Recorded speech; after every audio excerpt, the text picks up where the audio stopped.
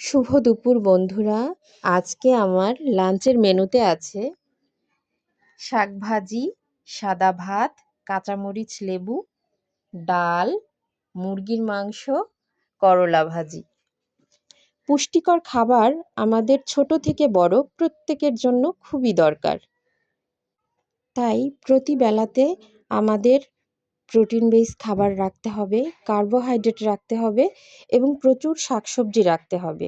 শাকসবজিতে আমাদের রোগ প্রতিরোধ ক্ষমতা বাড়ায়, ভাতে আমাদের শক্তি যোগায় এবং প্রোটিন বেস যে খাবারগুলো আছে, যেমন ডাল হচ্ছে উদ্ভিজ্জ প্রোটিন, মাছ মাংস ডিম থেকেও প্রোটিন আসে।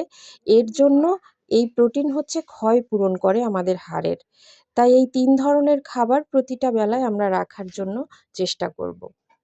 সবাই ভালো থাকবেন। সবাইকে আবারও দুপুরের শুভেচ্ছা।